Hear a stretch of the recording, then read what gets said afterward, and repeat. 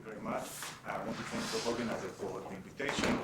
And Dimitri asked me what I'm going to talk about. I said robust PCA, and then he said maybe you can also talk about hybrid linear modeling and multi-manifold modeling because it's related to some works of other people here. So I'm very ambitious here. I'm trying to talk about many things, but the focus will be robust PCA, robust subspace modeling, and because this is the most basic thing when you deal with data, and John Harrow already told me an hour ago that he has been using it. So I'll start with review with things that you know about subspace modeling, but I'll emphasize what are the important properties of the common subspace modeling. Then I'll talk about a new paradigm for robust and convex subspace modeling and how it actually achieves most of the properties of the common subspace modeling. The emphasis here will be theoretical guarantees. Okay, we don't have much time, so I really want you to get some idea about why these things work, and we have all the codes online and you can play with them.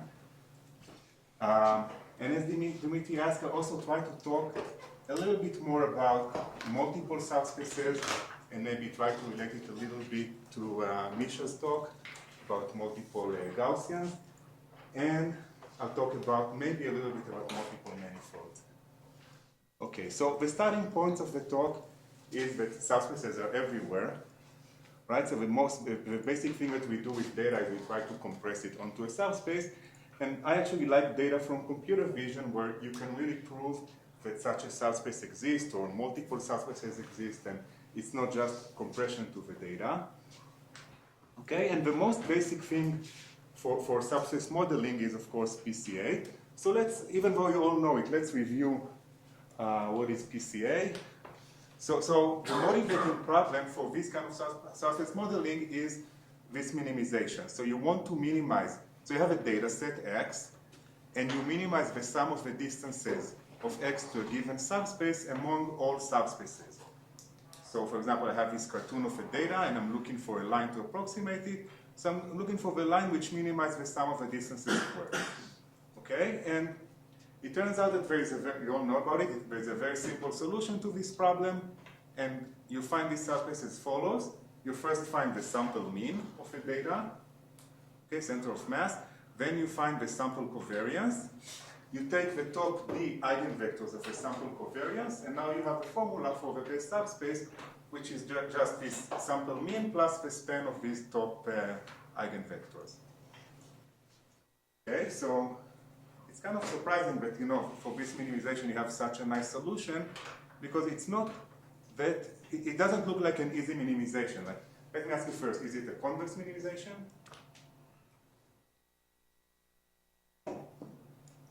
No, right?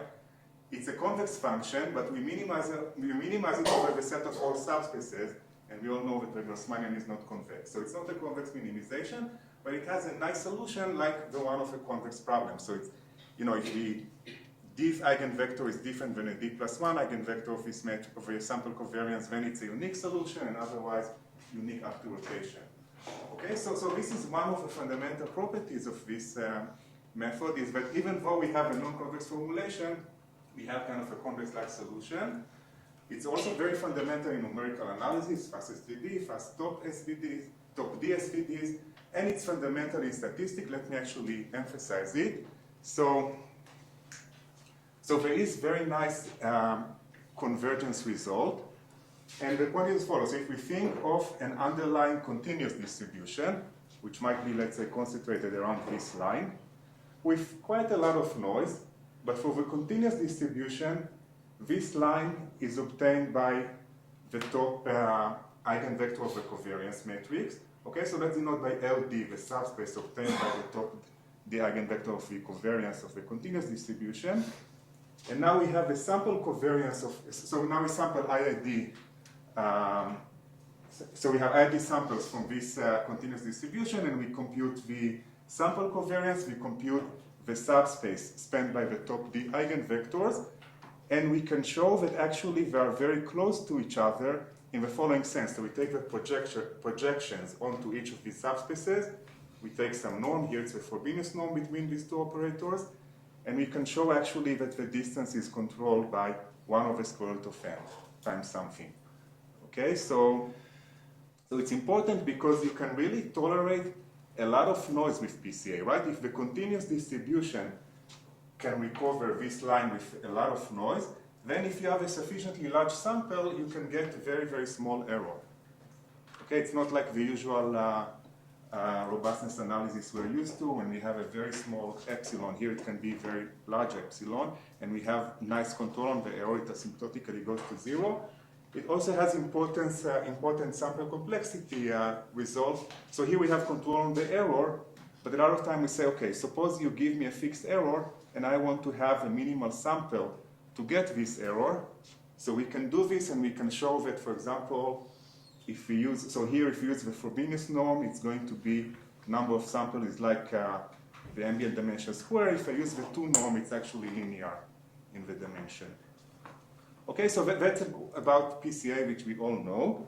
Now, the problem is that PCA is not the best thing to use when you have outliers.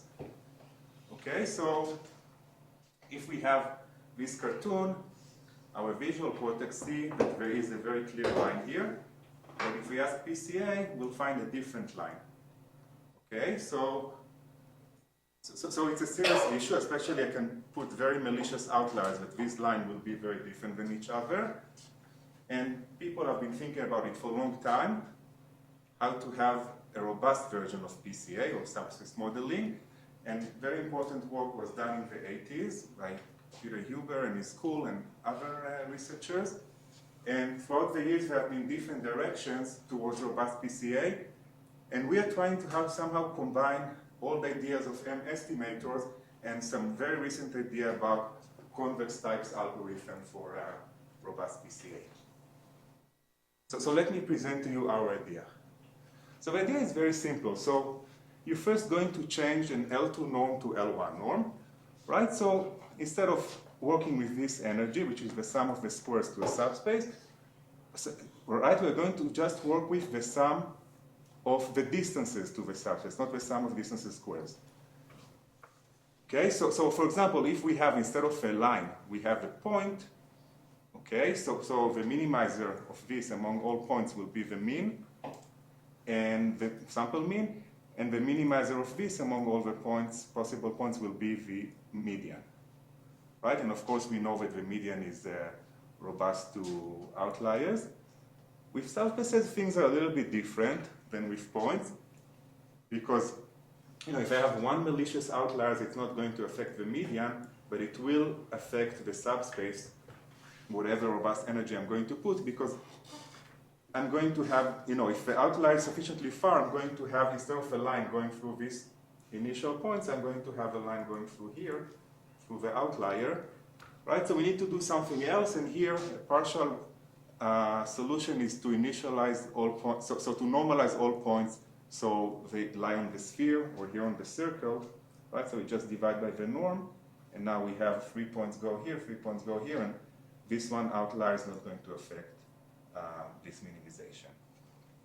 Okay, so this is now our strategy, initial strategy, minimize this energy, but first we suggest to normalize points to the sphere. Okay, so of course there is a problem. This is a non-convex minimization. This is also non-convex, but this has very nice solution. This one doesn't have a nice solution. It may have many local minima. Okay, so we don't want to minimize it. So instead, we'll try to convexify this problem. And let me describe to you how we are going to do it. Okay, so we start with, this is our goal, to minimize this energy. And let me reformulate it. So instead of general subspaces, let's now concentrate on only linear subspaces. So instead of talking about subspaces, let's talk about the projection operator onto these subspaces. Okay, so we can write the distances as just the norm of x minus the projection on x, or the projection onto the orthogonal complement to L on x. Okay, so now we can say that we actually minimize, we put here, we call this Q, and we minimize it over all orthogonal, all Q, which are orthogonal projectors, of rank capital D minus D, right? It's an orthogonal projector, so you have to take capital D minus D, and this is V set, right? This is an orthogonal projector, and rank and trace are the same for orthogonal projectors. Okay, now, as I said, we want to have a convex relaxation of this, and working with operator, it's much easier. It's much easier than working with the Grassmannian, because now we can take the convex hull of this. What's the convex hull of this? So this is a linear subspace, this is an affine one.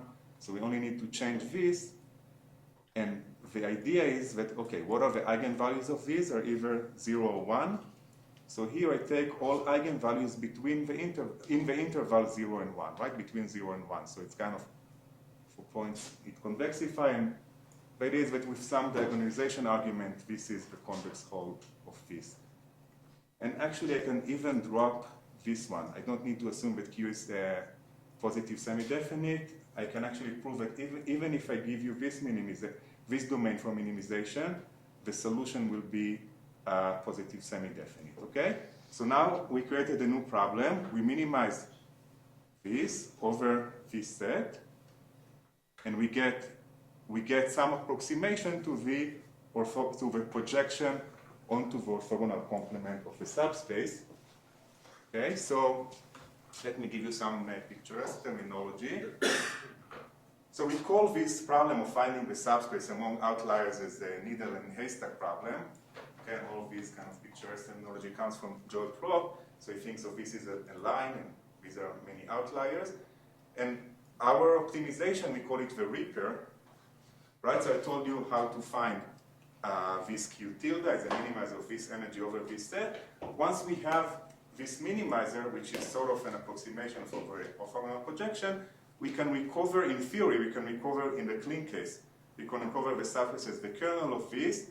In practice, we already know little d, we just find the bottom d eigenvectors of this operator. Okay? And let me also call the S-Reaper is the same minimization, but we have initial normalization to the sphere. So I divide each vector by the norm. So it's a good question. So in general, your Q tilde is a convex combination of actual projection operators. Like what happens in practice? Like how? Okay, right, because it won't be so. This is true. So actually, okay, if you have a very clean setting of subspace and outliers, but you don't have noise along the subspaces, you can still have, under some condition, that you will get an orthogonal projector, actually. The problem is when you have noise. Because if you have, just in the clean setting, you can still even, in theory, you can have the kernel. But when you have noise, then it's a problem. So you won't have a orthogonal projector, and it's hard for me to tell exactly what kind of convex combination it is. Yeah. But at least you can take the eigenvectors with the lowest d eigenspace or whatever. Exactly. Yeah. And you can show some, that you have some perturbation from the noise. If you have small noise, you have some perturbation zone, and even, actually, I'll show you later stronger convergence results. Okay, so let me demonstrate how we can really recover this subspace by the Reaper, by this formulation, under some condition. So let's have a statistical model. So let's assume that we have some inliers, so IID samples, and in of them, from a certain Gaussian, which is concentrated on this subspace. Okay, so if you have a line, the Gaussian is just supported on this line. And it has the only thing which is important here is it's spherically symmetric. So it's in any direction it has the same variance. You can ignore the size of the variance because after all we normalize everything to the sphere here. So it won't be so important for us. And then we have outliers sampled in the whole ambient space, again with a Gaussian which is spherically symmetric. Okay? So now we want to see if we can recover the subspace, the underlying subspace on which, the inlier distribution actually uses its definition. And we want actually to have few inliers and a lot of outliers. Okay, so what we can show that if the inliers are just bigger So then this linear function of the outliers, and I'll talk about it a little bit more later, then you can indeed recover the subspace uniquely with high probability.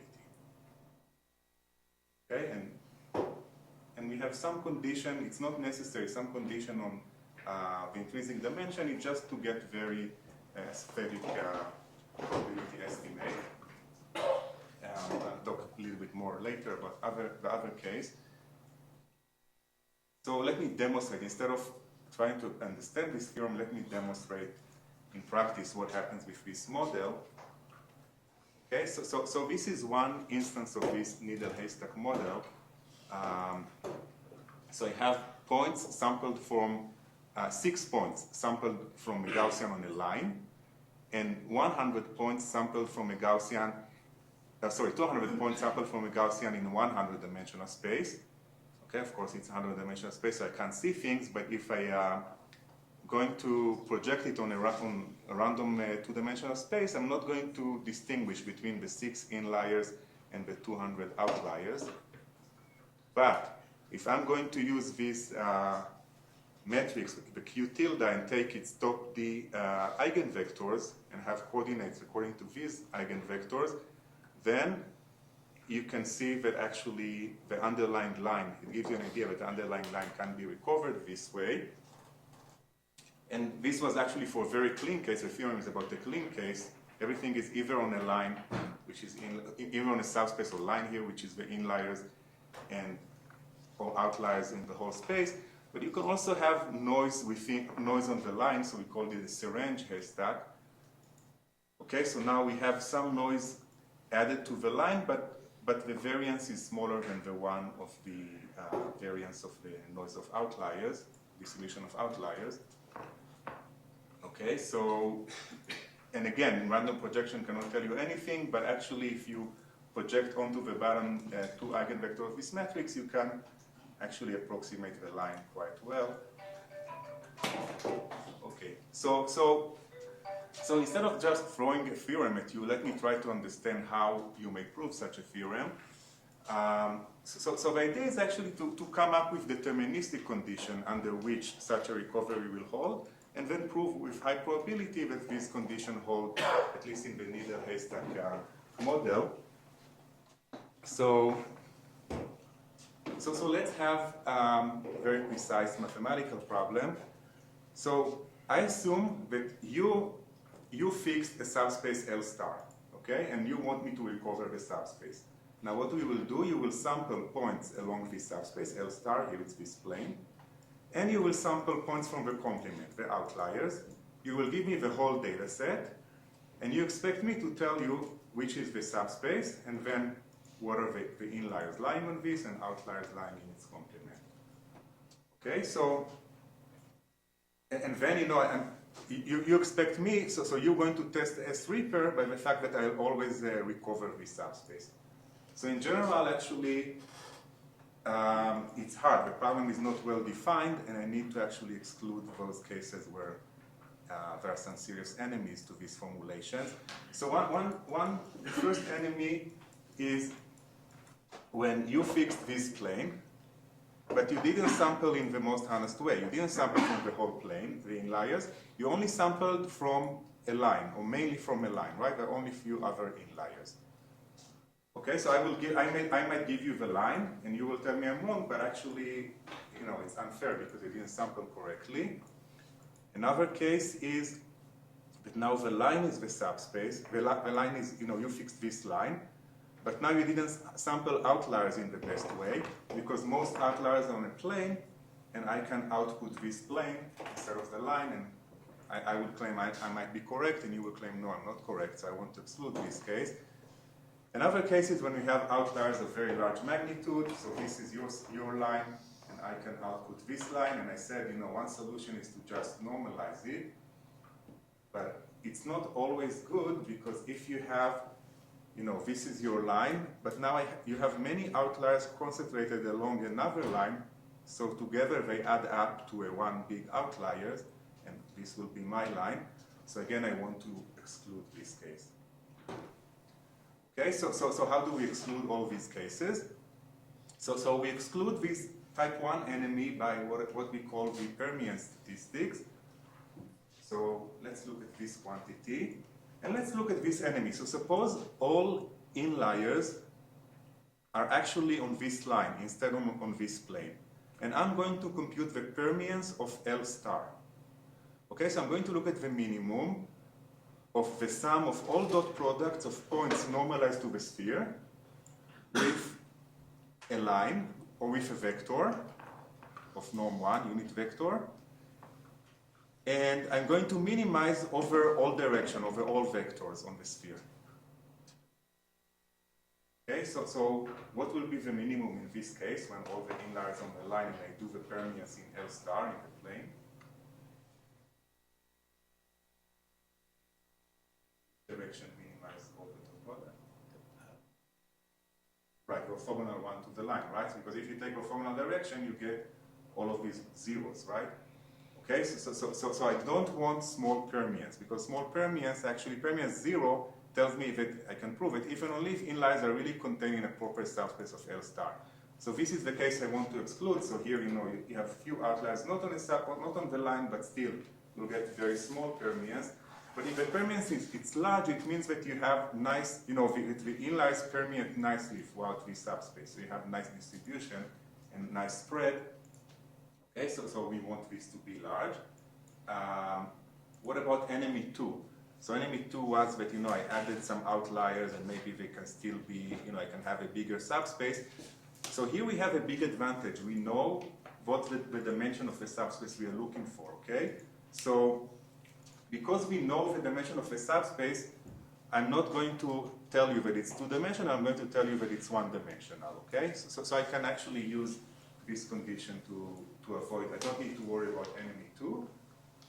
So enemy 3 is still a problem, so I can partially solve it with the normalization to the sphere, but it's not enough, because I thought, outliers can concentrate on a line, even on a sphere.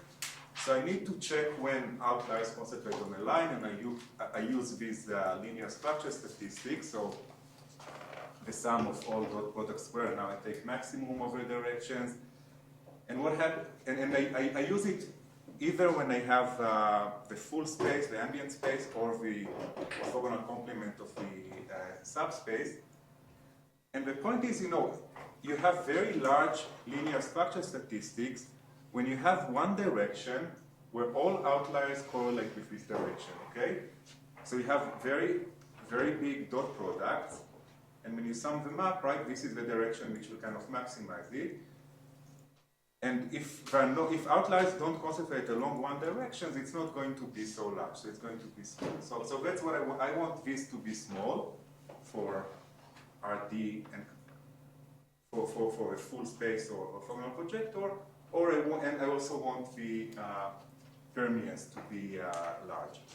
Quick question about enemy 2.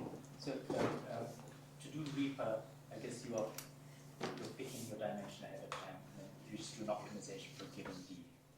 Right. And so you could do it for many different D if you want, if you didn't. Or if you were trying to discover D as well. Okay, so how to discover D, right? So that's a good question. I'll talk about it later. But with Reaper, you actually fix D in advance. Someone told you D and use it in advance, and later I can show you how to kind of get an idea of what is D. Okay, so we said, so now you can prove that if the permeance of L star is bigger than the multiplication of these two linear structure statistics times this constant, then you can have exact recovery of the underlying subspace. Okay, so this is the kind of the combinatoric recovery. So recovery under this combinatoric condition. And as I said before, you can later show that in this probabilistic setting that I gave you on the needle haystack of Gaussian on the subspace and in the ambient space, then this condition actually is satisfied with high probability. So are you then also saying that under these circumstances, the operator that you find is a projection operator?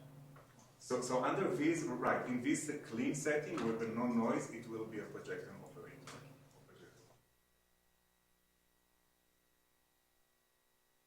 Okay, so let me, we don't have, I want to talk about other things, so I don't have time for a proof, but and I knew I won't have time, but I left it here, but you'll see that it's not so hard to summarize the main ideas.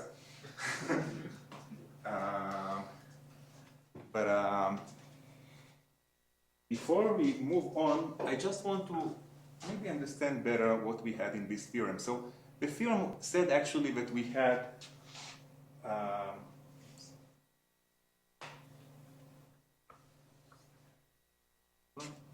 okay. The theorem said that we had, let's look at the theorem. So the theorem said that we had this condition, and under this we can guarantee exact recovery in this needle haystack model. So let's understand this condition, at least in the asymptotic case. So we have number of inliers over intrinsic dimension bigger than some constant plus another constant, number of outliers over ambient dimension. Okay, and if you divide the number of inliers by number of outliers and take both of them to go, to be sufficiently large, so go to infinity, so you get that the ratio between inliers and outliers is like little d over capital D times a constant, okay? So I call this ratio between inliers and outliers the SNR, the signal to noise ratio, because I think of inliers as my pure signal and outliers as my noise. Okay, so I can show you that, at least asymptotically, we get an SNR which is little d over capital D. So if you have very high ambient dimension, it actually goes to 0. Okay, when this goes to infinity, the SNR goes to 0. And we showed it for this range of little d, but you can also show it for any little d, and you'll get this result. And it's interesting to see what other people have. So I think the first result I noticed of people talking about something like SNR was of Shu, Karamanis, and Manor, and they talked about ideal SNR equal 1.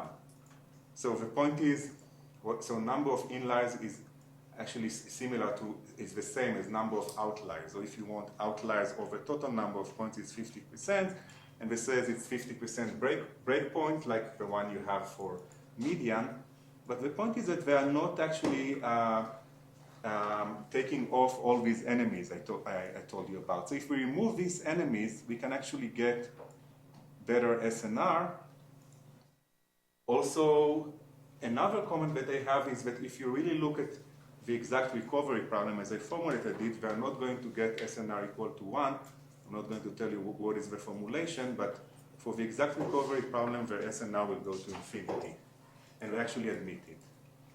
So the next finite SNR that I know of is by Shu, Karamanis, and Sangavi, and it's this quantity. Then we have this SNR, and actually there is a very interesting work by Teng Zhang on a different kind of minimizer. Maybe I say something about it. The Tyler's estimator, and he obtains actually, in this case, the SNR will be little d over capital D minus D, and in other cases. The idea of Teng actually, and which follows the Tyler's estimator, instead of looking at the sum of the norm of Qx, is actually taking the log of the norm of Qx, which I kind of think of as zero norm, because x to the power of p minus 1 over p, when p goes to 0, goes to the log. Okay, and he actually has a different set of operators, so they're not convex. So he has positive definite and determinant equal 1. Okay, and this is the SNR that he gets. So it's similar to ours. It's slightly worse in this case, because when little d is very close to capital D, so let's assume capital D minus D is 1, so he has little d as the SNR, and we have something which can go to 0 as capital D goes to infinity. Okay, so I'm kind of posing this question as a theoretical question: can you have better SNRs for convex algorithm? I'm not aware of any better SNR, and can anyone beat it with convex algorithm? I know that you can have better SNR with non-convex methods, but I would rather move on. So the next thing actually I want to talk about is to get some idea about our minimizer. So it has a very nice interpretation, this Q tilde, but not exactly this Q tilde, so we need to change it a little bit. So originally I told you that I'm going to minimize over this set, right? But I had some restriction on the eigenvalues of Q. Now let's say that I don't want any upper bound on the eigenvalues of Q, so let's drop this condition and not just have Q is symmetric and the trace is capital D minus little d. Okay? And I minimize this energy. So you can notice that the minimization is actually independent on the trace. It will just scale it by a constant. Okay? So instead of having trace equal this, let's have trace equal 1. Okay, so now in theory, actually I don't have any knowledge on the intrinsic dimension. And we can still prove that you get exact recovery in this situation, but you need stronger assumption, like you need to exclude N and E2 that I talked about before. And there's something interesting about it, because now, before we kind of restricted the eigenvalues, now there is no restriction, so we can interpret these eigenvalues as kind of robust singular values, or the square root as robust singular values. But more importantly, we have some interpretation for the minimizer of this energy over this set. So to give you the interpretation, let me go back to PCA. So let me change the power 1 here to power 2. Okay? And this partially also explains some of the kind of convex-like behavior of PCA, but not fully. So if we minimize this energy over the same set, okay, this set that I just showed you here, then you will get that the minimizer is the inverse covariance, the inverse sample covariance, but it has to be scaled because the trace needs to be equal 1. Okay? I won't give you the proof here, but it's not a long proof. I have one slide to give. Okay, so now the subspace of the bottom D eigenvectors give you the PCA subspace, right? Because the inverse covariance, the bottom D vectors is the same as like the bottom, the top vectors of the covariance itself, right? So now what we do, we change E2 to E1, and we have a sort of robust version of this minimizer of the inverse covariance and robust version of PCA. So we prove that actually it's a robust version of PCA, we don't prove it's a robust version of the inverse covariance. Okay.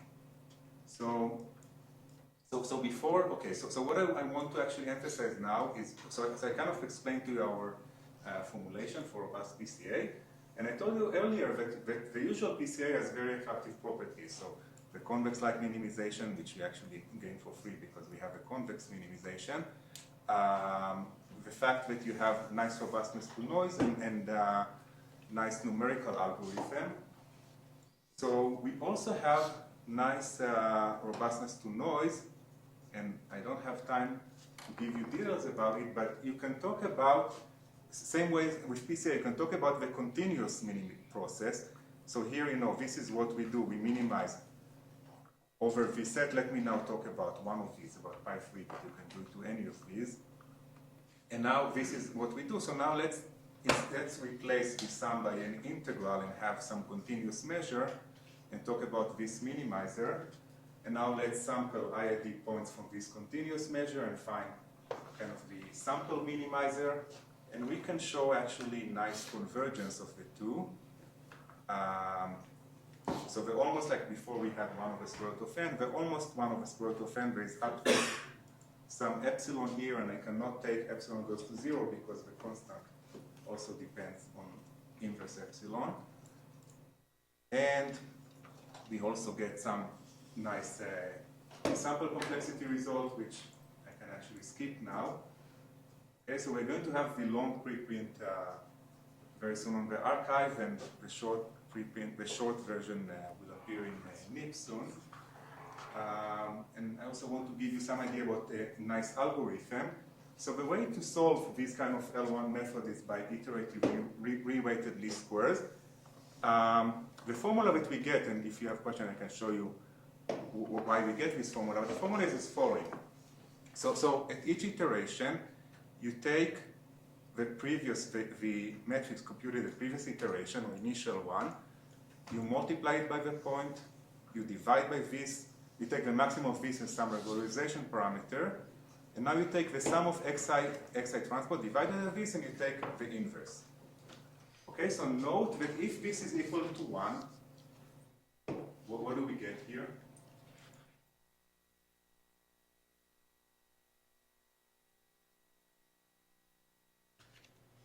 So let's ignore these constants. What is this quantity? The inverse of what? The eigenvector. The inverse of a sample covariance, right? Yeah. This is the sample covariance.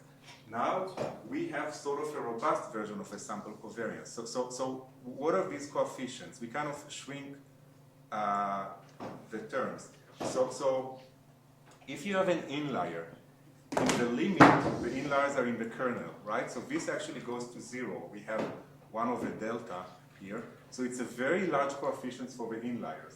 For the outliers, we'll have small coefficients, okay? So we kind of rescale inliers and outliers, and then we divide by the trace. So this was for the Q hat over the set pi 3 that I told you about. We can modify it for the initial one for the Reaper. Just introducing another thresholding of eigenvalues, but once you understand this, it's not so hard to extend it for the Reaper.